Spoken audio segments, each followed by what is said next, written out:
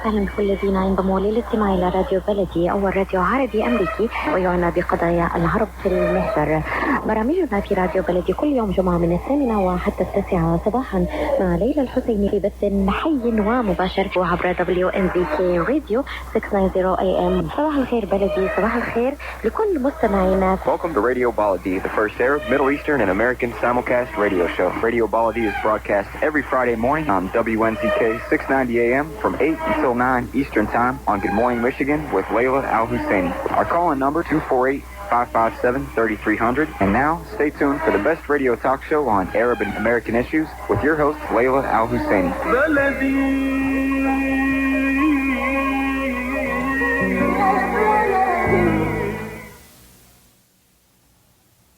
Today's program is brought to you by Sling TV.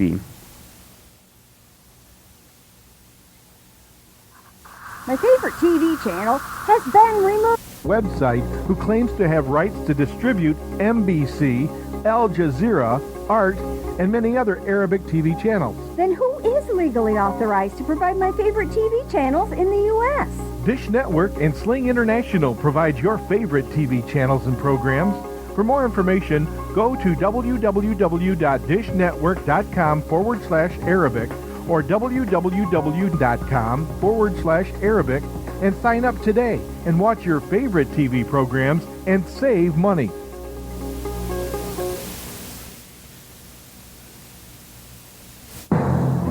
لقد حذفت قنواتي المفضلة. هذه سرقة. لا تنخدعوا بالقنوات التلفزيونية غير المرخصة، ستخسرون قنواتكم المفضلة وتضيعون نقودكم. لا تلتفتوا إلى العروض البراقة الزائفة. هنالك العديد من الشركات التي تبيع أجهزة استقبال القنوات التلفزيونية والتي تدعي امتلاك حقوق توزيع قنوات MBC، الجزيرة وART وغيرها. ولكن من هي الجهة المرخصة قانونيا لتزويدنا بقنواتنا المفضلة في الولايات المتحدة؟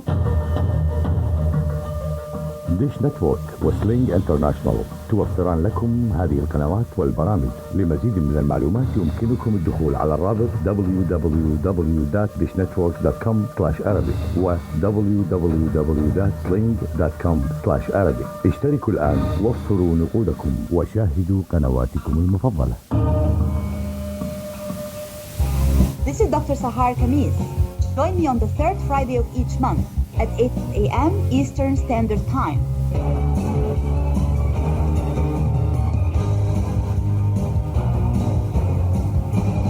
I'll be discussing some of the most important current political, economic, and social issues in my program, The Bridge.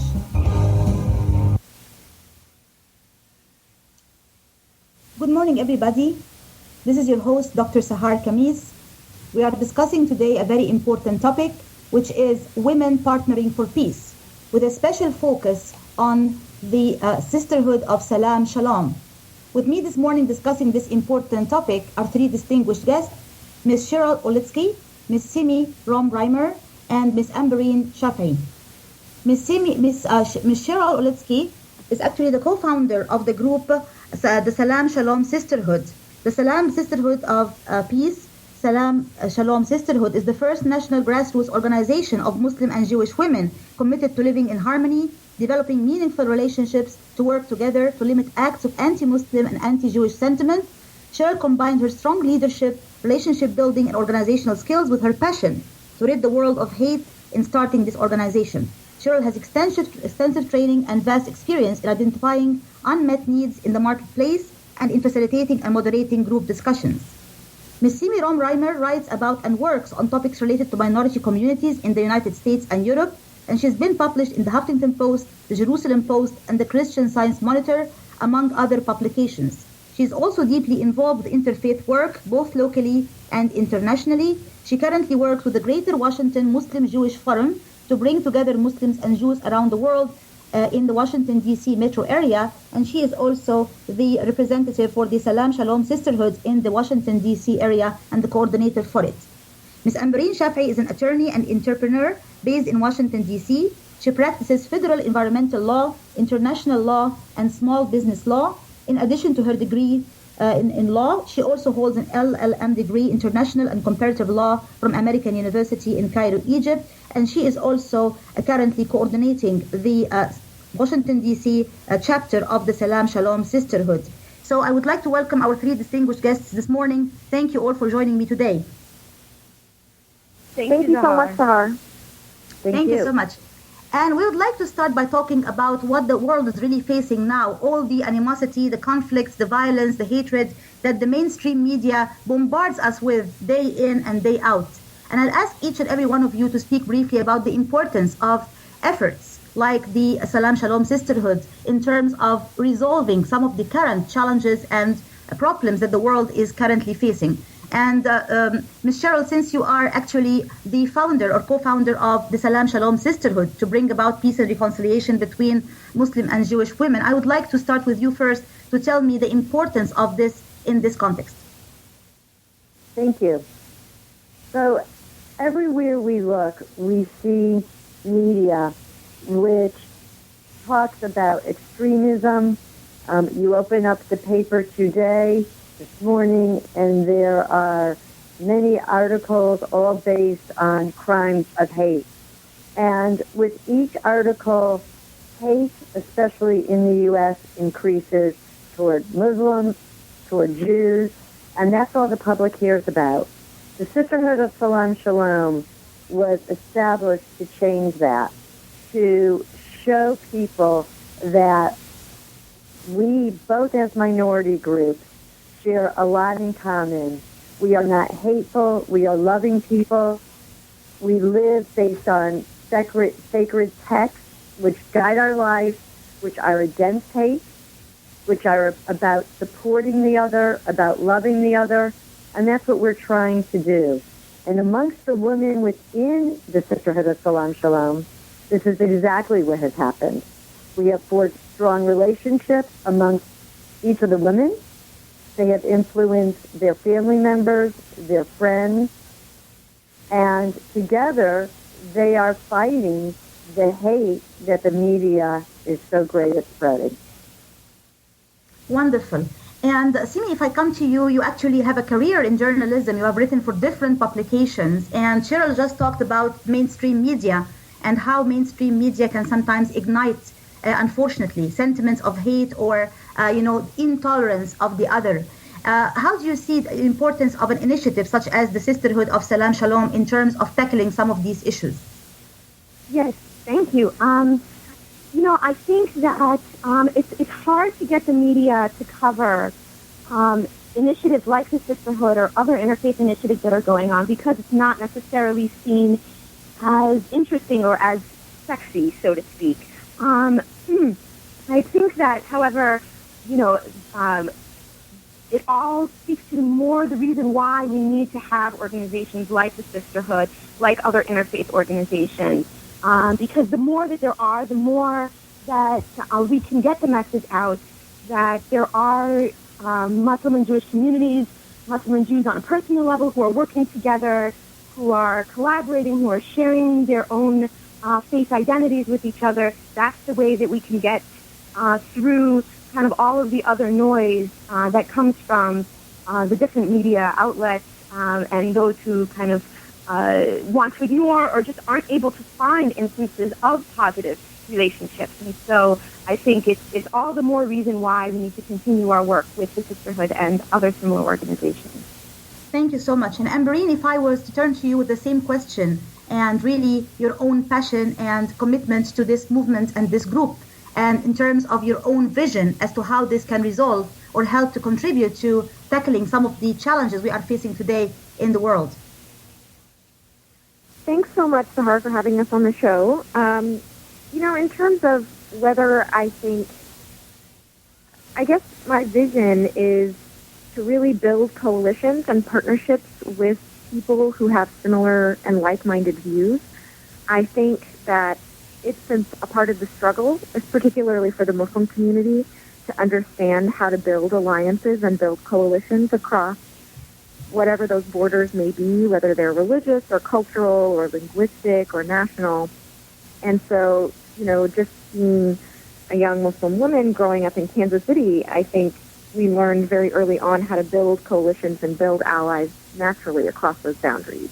So I think that's definitely part of my vision and part of my understanding of how to tackle these issues. Absolutely, I totally agree with you.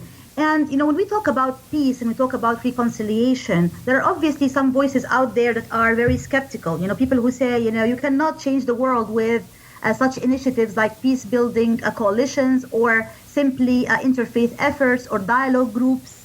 I've been myself involved with a group called JIS, Jewish Islamic Dialogue Society in the Washington, D.C. area. We always talk about this issue of people who are skeptical about peace efforts, who say, this would not be enough of an effort to make a difference in a world where the voices of hate or the voices of intolerance are unfortunately louder and, as we said earlier, amplified through the media.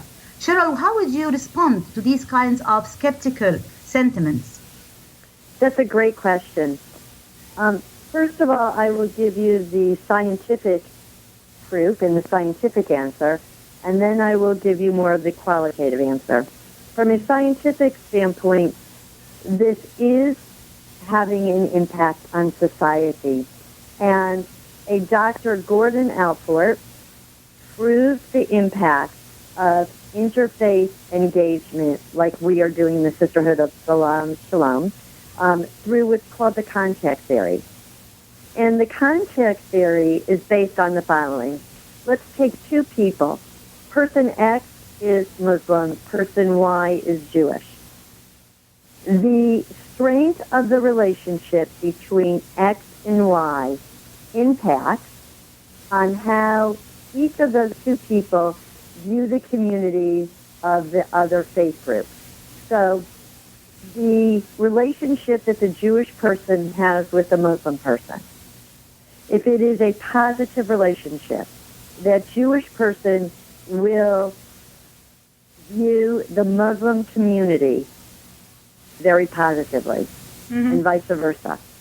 So we know through scientific proof that we can change the perceptions and the attitudes that Jews have toward Muslims and that Muslims have toward Jews by building relationships, one Muslim woman and one Jewish woman at a time. This was further proved last summer from the University of Chicago by two professors who studied teams that went through the Seeds of Peace program, and they were Israeli and Palestinian teams.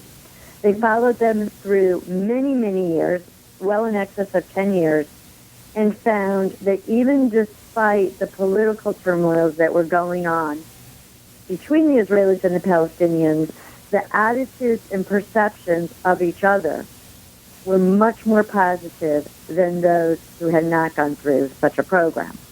So it has been proven time and time again, and there have been many more studies about the positive impact. Qualitatively, I can tell you that on a weekly basis, I receive emails and phone calls from women participating in the Sisterhood of Salam Shalom on how it's changed their life. It's changed how they feel about themselves.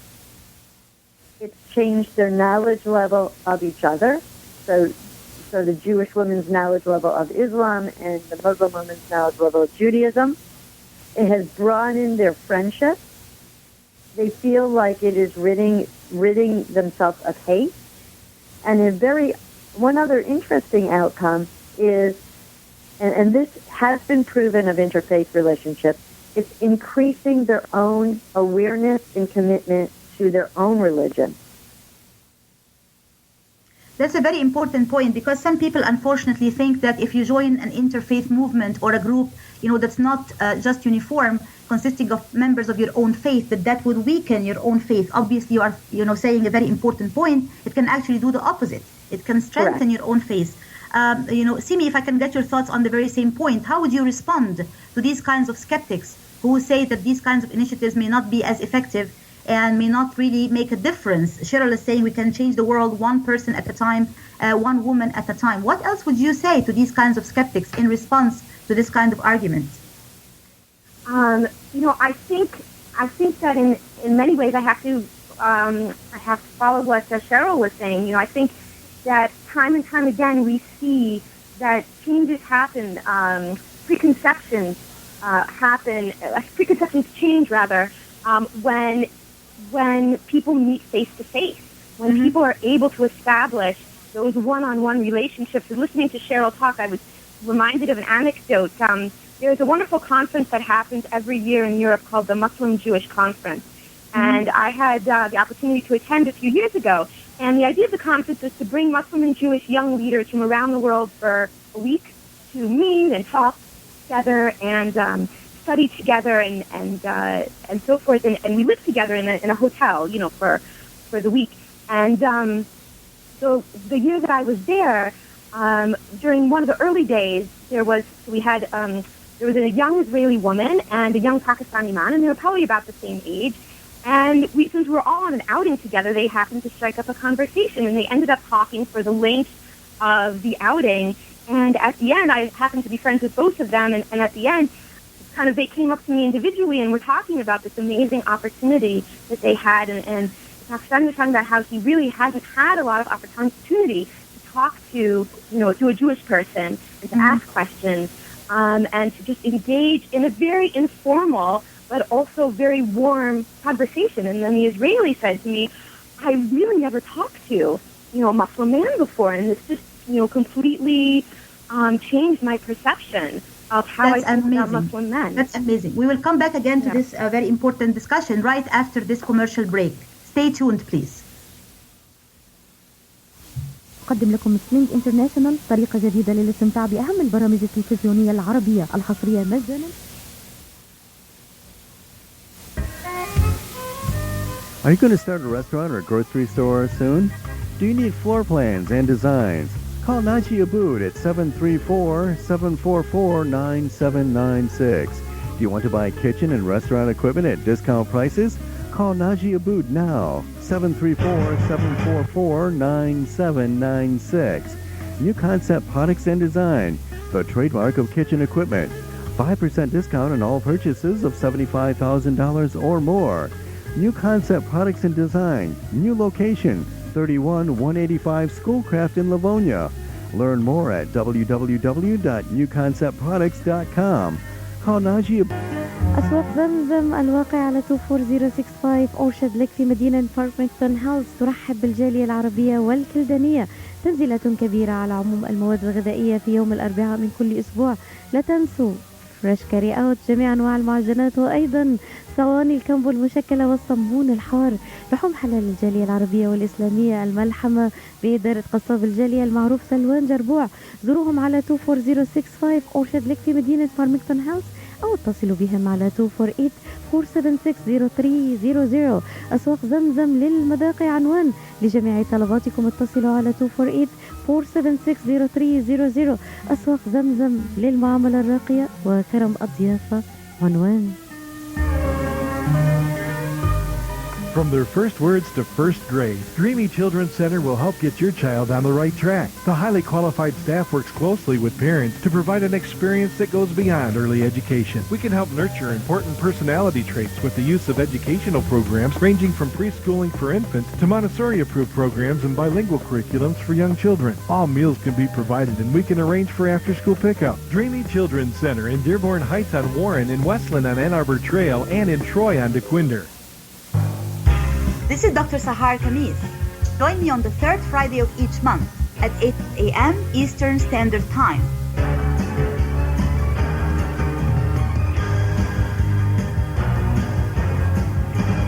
I'll be discussing some of the most important current political, economic, and social issues in my program, The Bridge. On Radio Baladi, on America's Voice of the Arabs, WNZK 690 AM and WDMV 700 AM. Welcome back to the show, everybody. This is your host, Dr. Sahar Khamis. We are discussing today women partnering for peace with a specific example of the Salam, Shalom, Sisterhood. And with me this morning are three distinguished guests discussing this topic, Ms. Cheryl Oletsky, Ms. Simi Reimer, and Ms. Ambereen Shafi. And before going to the break, we were talking about, the skeptics who are voicing such opinions as, the world will not change with a small interfaith group or a small group working together for peace. And we talked about the importance of the interpersonal relationship, getting to know the other on a one-to-one, face-to-face scale. So my question to you also, Ambereen, is the very same one I asked Cheryl and Simi right before going to the break. Did you personally have any experience yourself in terms of, a person getting to know someone from the other side and that making a huge difference in their perception of the other party? Yes, I have. Thank you so much for asking the question, Sahar. I personally have had the experience that people who, as I had mentioned, I grew up in Kansas City, and I went to the University of Kansas for both undergraduate and my law degree. And so I had a lot of exposure to being the only person in the room who was brown, the only person in the room who was Muslim, the only woman in the room, who had grown up with a Pakistani family. And so majority of my interactions growing up, when it wasn't with my close-knit religious community, with the outside world, was really to folks who were of different cultures, backgrounds, religions, and nationalities. So my closest friends, some of my closest friends growing up, were not from my same background. And what I experienced was, my freshman year of college, after 9/11, having this sudden reversal from simply having no knowledge of Islam or Pakistan to feeling very hostile and angry about Muslims. And in experiencing this anti-Muslim backlash, the one thing that I consistently noticed from all of the people I had grown up with, all of my close friends, my neighbors, was that they kept saying, we don't understand what the news media is saying. It's so different than how we experience our relationship with you and your family. And how it fundamentally deprogrammed them and allowed them an immediate counter-argument to everything that they were hearing in the media. And we're seeing, on a broad scale, Islamophobia take root from everywhere in anti-Sharia laws and protests against Muslims being allowed to wear headscarves in Abercrombie and Fitch or mainstream circles, to something as simple as someone standing outside a Quran or standing outside a mosque, and a group of the biker gangs in the Southwest threatening to take people out. So we're seeing sort of a broad scale of responses to Islam and Muslims. And what the most profound experience that I had when I was in law school, I was living with my closest friend, who is a white American who grew up in the Midwest and hadn't had no exposure to Muslims before. And she decided that she wanted to attend one of the largest gatherings of Muslims at the Islamic Center of North America annual conference in Chicago. And she wanted to go with me. She wanted to learn and go to the lectures and see what we were talking about and be open to that experience. Well, the funny thing is I couldn't go. I couldn't go because I was in law school and I was interviewing for jobs and I just simply did not have time. She decided to actually go herself. She went on her own to the largest gathering of Muslims in North America without me accompanying her. That's how empowered she had felt from our relationship. So that's just something I would never forget. So really the three of you really kind of highlight the importance of these initiatives and the importance of the interpersonal relationship and getting to know the other, up close and really personal. And if I was to think about the importance of having women in particular involved in these types of efforts, Cheryl being the co-founder of itself, Salam, Shalom, Sisterhood, if you can tell us, first of all, how the idea was born, and then why it's really important to involve women in this kind of work. Sure. So, two questions. The first is how the idea was born. There had been a number of issues that had happened personally to me that led up to the point of starting the organization. But the tipping point was on a trip that I had made to Poland, where I was visiting concentration camp after concentration camp. And the emotional impact of the magnitude of the hate was very overwhelming. The size of the hate, the size of the concentration camps, the overt hate that I experienced while I was there was very strong.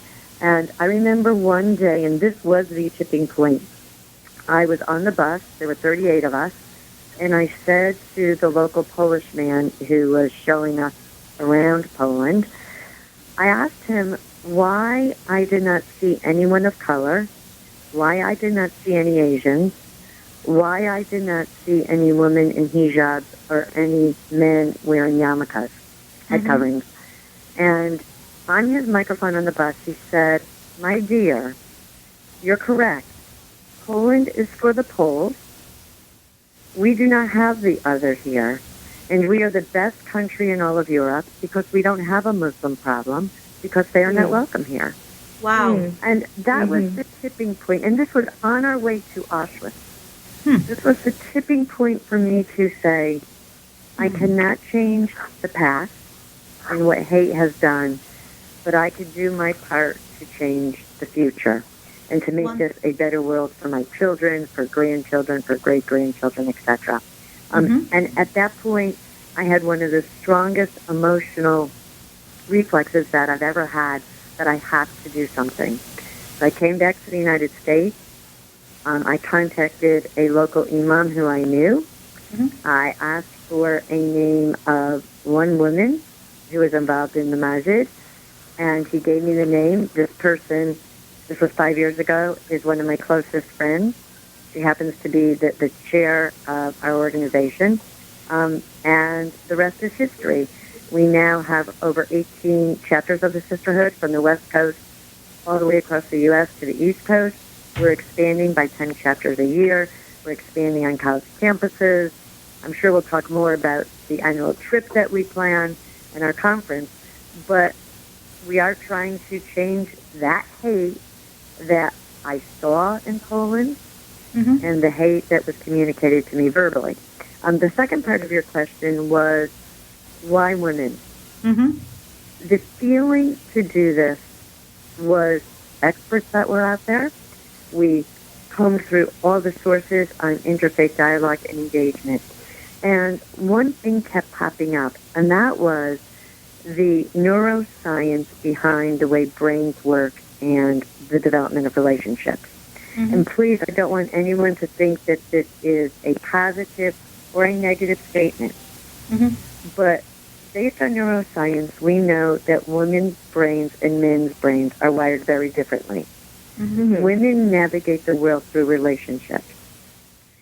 Even in conflict, women will strive to develop a relationship first as a means of trying to overcome that conflict.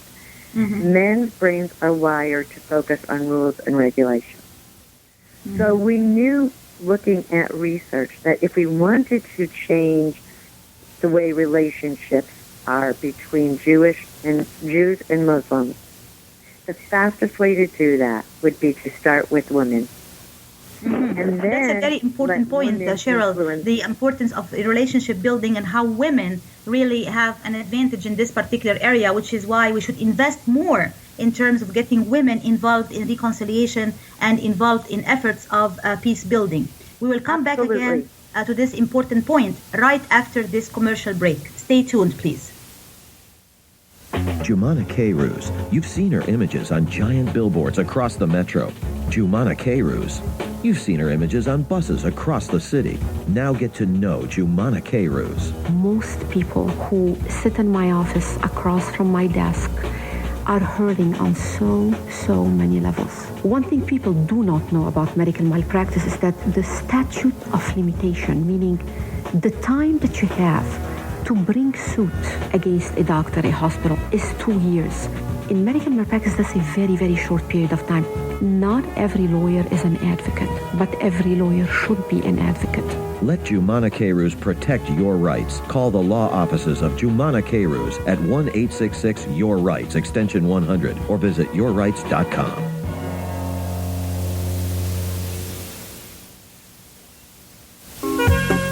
Ziyad brand. Quality products from our family to yours.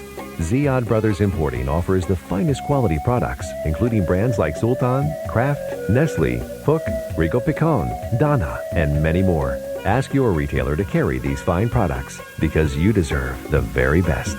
For more information, visit our website at www.ziyad.com. That's www.ziyad.com.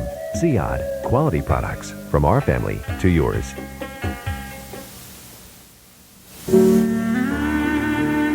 Life for Relief and Development is a nonprofit charity that has been providing humanitarian aid and development to people and communities regardless of race, color, religion, or cultural background for over 22 years. When disaster occurs here or around the world, Life rushes to provide food, medical aid, and shelter to those in need. Life also has development projects that provide medical relief, water purification, educational programs, relief for orphans, and much more. Your help and support can greatly improve these efforts. All donations are tax deductible. For more information, please visit our website at lifeusa.org or call 248-424-7493. That's lifeusa.org, 248-424-7493. This is Dr. Sahar Khamis. Join me on the third Friday of each month at 8 a.m. Eastern Standard Time.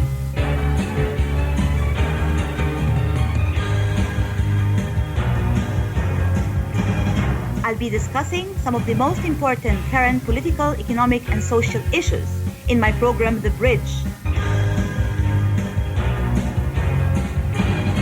On Radio Baladi, on America's Voice of the Arabs, WNZK 690 AM and WDMV 700 AM. Welcome back to the show, everybody. This is your host, Dr. Sahar Khamis, and we are discussing today an important topic, which is women partnering for peace, with a special focus on the Salam, Shalom, Sisterhood. And before going to the break, we were talking about the importance of getting women in particular involved in peace. And the co-founder of the group, Salam, Shalom, Sisterhood, Michelle Oletsky, was talking about how women's brains are and how they have this relationship building capacity, which is very important to invest in terms of peacemaking and conflict resolution. Cheryl, did you want to add something to this particular point before I move on to the other guests? The only thing I wanted to add was that as women of faith, and as Muslim and Jewish women of faith, it's not easy living in a Christian world, which we live in the United States. And so we share so many things in common as women, as potential mothers, potential wives, as the demands that are placed on us in terms of preparation for holidays, etc. And it's wonderful to realize that you are not alone. It's wonderful to realize that together you could come up with solutions to the challenges you face. And that really creates a bonding between the Muslim and the Jewish women, because those challenges are the exact same. This is a very interesting point, too. I mean, the idea that both of them are considered minorities in some societies as Jews and as Muslims. Simi, you would like to add something to this point about the importance of women in particular, getting women involved and on board with these types of initiatives and activities. Would you like to add something to what Cheryl has already shared? Sure. I think that women, from no matter what faith background, face certain issues, face certain challenges, or also face certain advantages that men don't face or men don't have to deal with. And I think having a women-only space in this sense, not necessarily exclusionary, but a place where women can talk about issues that directly pertain to them in a space for them, I think is very powerful. And again, we're talking about the importance of building relationships, especially between two communities who may view each other with some suspicion or mistrust. And I think that being able to bond over topics and issues and just other things that come up in the course of daily life on this very intimate level can again strengthen those connections that would be much more difficult to achieve if this was a co-ed group. And I think we can really offer each other support in ways that we wouldn't be able to otherwise. That's a very important point, and a lot of research has supported the point that having some kind of gendered space, if you will, for women does offer this kind of intimate level of knowing the other at a very deep personal level that may not be the case in when you have a mix of both men and women in the same group, which can have, of course, its own other advantages. But this work on women in particular, I think, has great value. And Ambreen, if I was to turn to you with the same question in terms of your own vision as to why it's particularly important to engage women in this type of effort and activities. Yes, thank you, Samar. So I do think it is important to have a female-only space. I think that women give each other a lot of support in different ways, in key ways, and that we have, in the majority of the arenas in our lives, I feel, particularly as a young professional, that most of the females around me are pitted against me in competition. I think there's competition for whether it's for other men or for better jobs or what have you.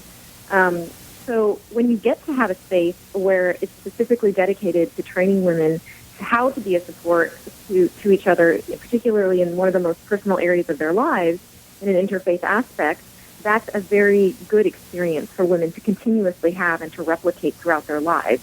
At the same time, in terms of my own vision, I just want to touch back on something I said at the beginning of the show, which is that, I believe that it's important as a starting point, but that build alliances across gender boundaries. So one thing that we have noticed since we started the Sisterhood of Salam, Shalom DC chapter, and since Cheryl's movement has been expanding, is that men are now saying that they would like to start a similar counterpart within their own, for men. So I think that in and of itself was very powerful and moving to see that we had inspired men to do similar things, and we need them as allies. We definitely need them as a part of the movement, and they're defining their own role in the movement. So to not detract from anything in terms of a female-only sacred space to support each other, I simply would offer that also, I've been deeply inspired by our male allies across, different states and seeing how they have reacted to our movement. So it's just another example of how female leaders spark change on a much broader level within their own community. I particularly like the point about how, women's leadership can inspire men, which is a very interesting point, because we have seen examples of that, for example, in the Arab Spring recently, when women stepped up and they took leadership roles and they were looked upon as leaders in their own right. And men started to say, I want to be like this courageous, brave young woman, who was able to stand up and voice her opinion. So I think stepping up in the area of conflict resolution and peace building also sets a very important precedent and a very important role model. And Cheryl, if I was to ask you about other activities that you're also engaged in beside the Salam Shalom Sisterhood, I know that you have your own background in leadership skills, and you are, a sought-after public speaker in your own right. So I want to know what other initiatives have also inspired you and inspired your journey in this domain of peace building and conflict resolution. Thank you. I have been involved in social activism my whole teenage and adult life. I was a very young teenager in the 60s. I grew up in Detroit during the riot and have been an active participant in anti-hate activities growing up, have been an active participant in taking care of the poor, taking care of the needy, a peace advocate all through my adulthood, which has a huge influence on what I'm doing today. I am a frequent speaker on motivational issues. I am a frequent speaker on leadership, a trainer on how to be a leader, on peace intervention. So this has all led up to where I'm at today. Professionally, I have grown several large companies from scratch and have been responsible for taking very young people and moving them into leadership positions.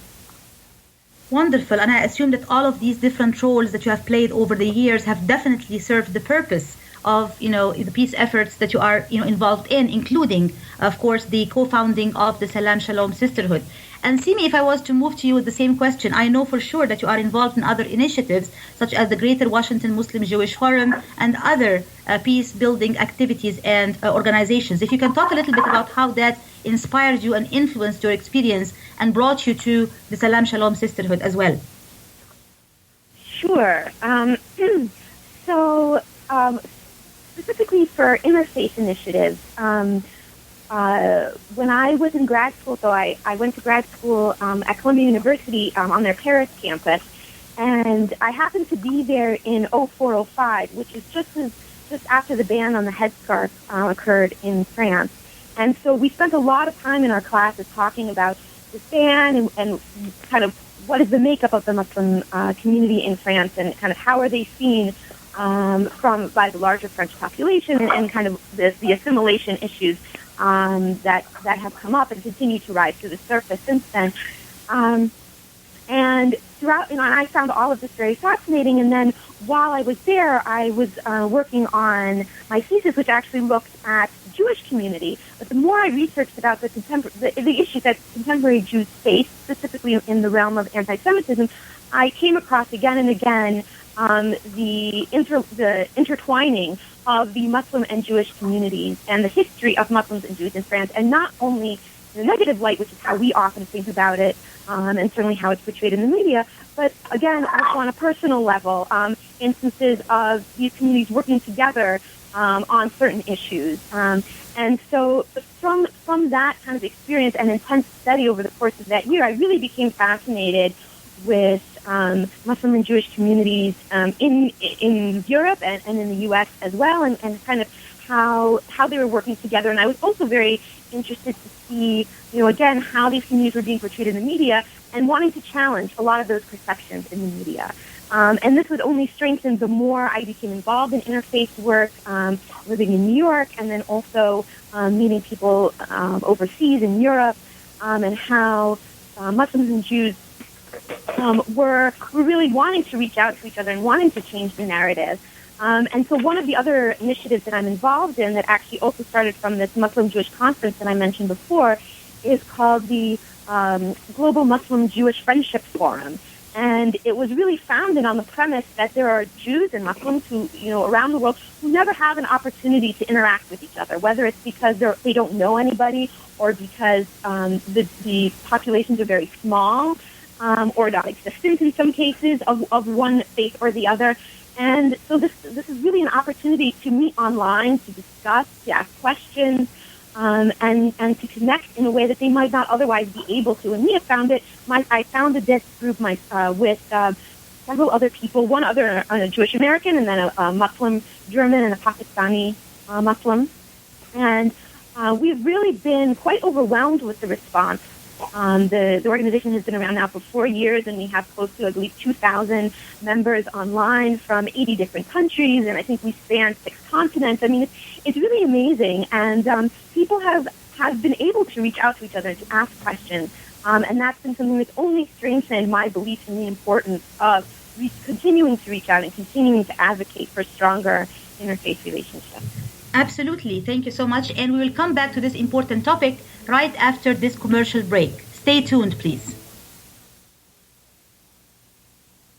Wintry Manor.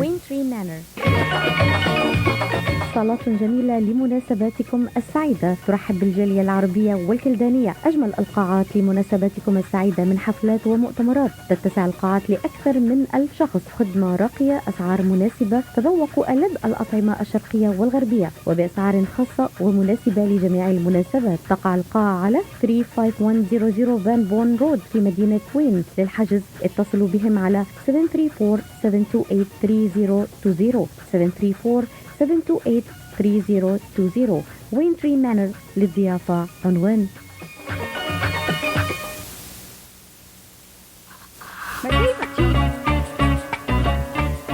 قشات ميديترينيان ماركت بإدارة سهر قشات وأولاده يرحبون بالجالية العربية والكلدانية. جميع أنواع المواد الغذائية، البان طازجة، الكرزات والبهارات الطازجة. داخل الأسواق مطعم ميديترينيان شيش كباب يقدم يوميا جميع أنواع الكباب، المقبلات العربية العراقية وصواني الكامبو المميزة.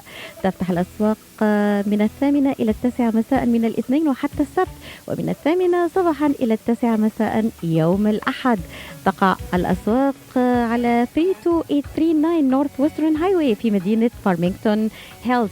لحوم حلال للجالية الإسلامية. لطلباتكم من المطعم كول 248-538-7855. That is 248-538-7855. قشة ميديترينيان ماركت، خدمة متميزة ومعاملة راقية.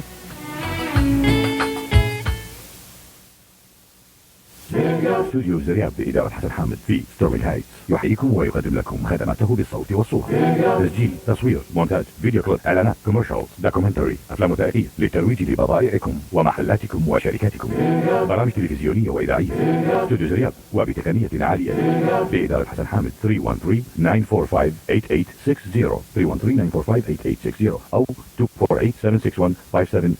استوديو زرياب، الصوت والصورة اختصاصنا. This is Dr. Sahar Khamis. Join me on the third Friday of each month at 8 a.m. Eastern Standard Time. Some of the most important current political, economic, and social issues in my program, The Bridge. On Radio Baladi, on America's Voice of the Arabs, WNZK 690 AM, and WDMV 700 AM. Welcome back to the show, everybody. This is your host, Dr. Sahar Khamis. We are discussing today women partnering together for peace with a special focus on the Salam, Shalom, Sisterhood. And with me this morning discussing this important topic are three distinguished guests, Ms. Cheryl Olitsky, the co-founder of the Salam, Shalom, Sisterhood, and Ms. Simi Rom-Reimer and Ms. Ambreen Shafii, who are both the coordinators for the chapter of the Sisterhood in Washington, D.C. And Ambreen, if I was to come to you with the same question, you're an attorney, you worked in civic engagement, helping women who are victims of domestic abuse and violence. You have done a lot of work in literacy and education. How did that also help in terms of bringing you now to where you are, in terms of your involvement with this group and others? So I serve as the executive director for the Pakistan Literacy Fund. And through our work with the CARE Foundation in Pakistan, we run over 250 schools in Pakistan. So aside from that, as you had mentioned, I also represent women in domestic violence and abuse cases on a pro bono basis. And I've been engaged in that work since even before I was a lawyer. I was a court advocate in Kansas City. So through those two different mediums, I was exposed to the different struggles that people from all different backgrounds are facing, but particularly females and particularly young women. And for me, what was inspiring about that is, as Cheryl mentioned, as Simi mentioned, I felt like they were at the forefront of changing their communities, particularly young women. So when I looked at the fulcrum point, or when I looked at the biggest impetus for change, I felt like it was coming from this population. And I also felt that young women and girls who were, whether it was if they were trying to get an education in Pakistan in a difficult time period, or a young woman in Kansas City who I represented, who was in a relationship with a police officer and made it impossible for her to even seek help from law enforcement, and was therefore fleeing from him in our shelter. I looked at these different struggles and what they had in common. And what I saw was that young women were not only at the forefront of change, they also happened to be in some of the most vulnerable positions in terms of pure, physical violence against their person or the opportunities that they did not have. And in spite of that, they were still at the forefront of change. So I kind of felt like, I really have no excuse as a young woman with a lot of privilege and a lot of education and a lot of access and allies to sit back and not be a part of that change in whatever capacity that I'm asked to be. So the importance also I learned of hearing them speak from their own voices in terms of what they need. That was an important lesson for me.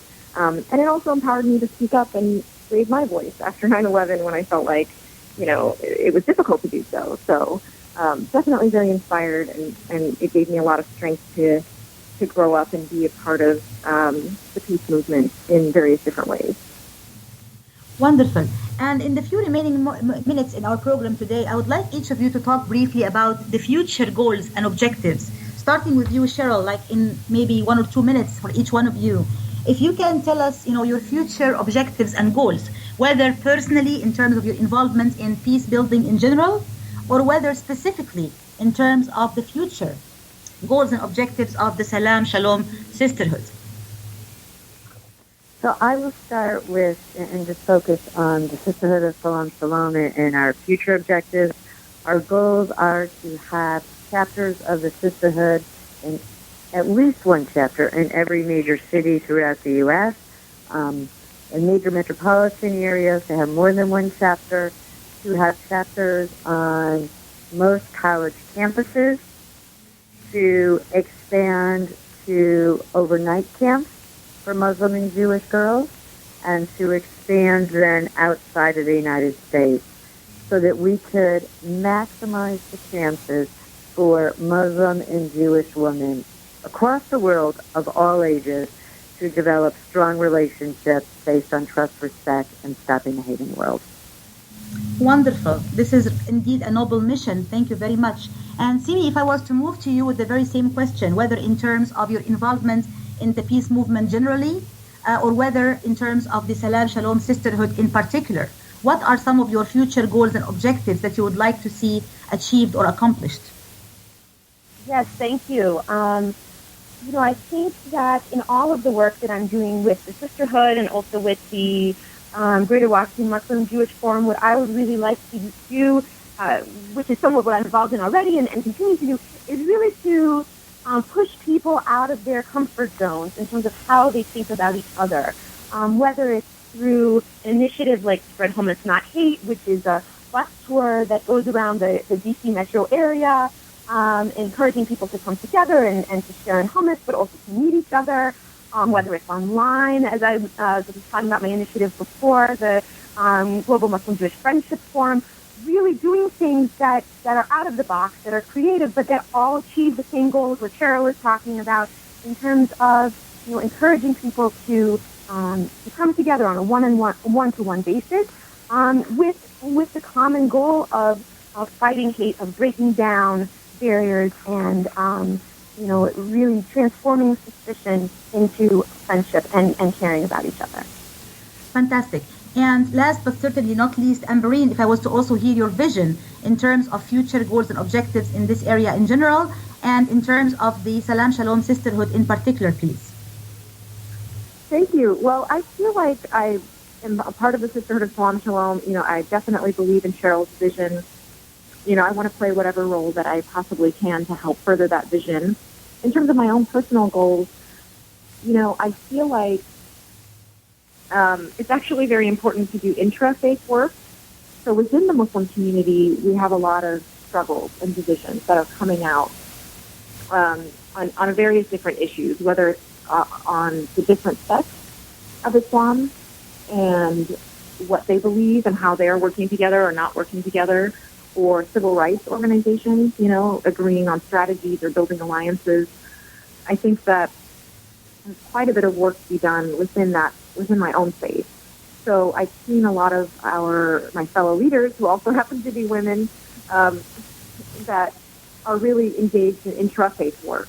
So I think I want to make that a bigger part of my goals going forward, to be as engaged as possible in bringing together the community where they might be divided. So that's what I would say. Fantastic. I mean, all three of you definitely have very honorable and noble goals and objectives in terms of where to go from here and what direction to head into in the future, whether in terms of your own specific personal journey or actually the expansion and the growth of the Salam Shalom Sisterhood in the future. I certainly wish all of you best of luck in terms of your great work and great initiatives in the domain of peace building, coalition building, and the involvement of women in the domain of conflict resolution and building relationships and bridges between Muslims and Jews and between people of all different faiths more generally.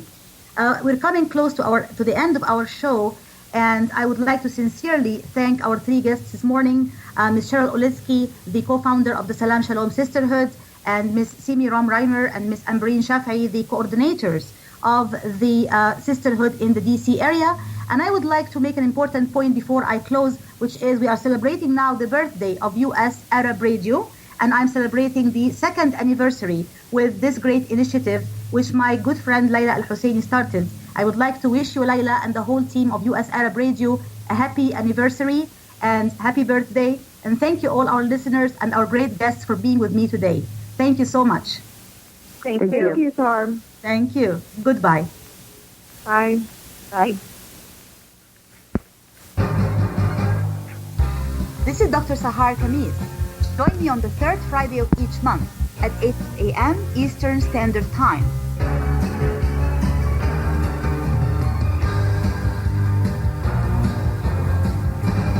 I'll be discussing some of the most important current political, economic, and social issues in my program, The Bridge. On Radio Baladi, on America's Voice of the Arabs, WNZK 690 AM and WDMV 700 AM.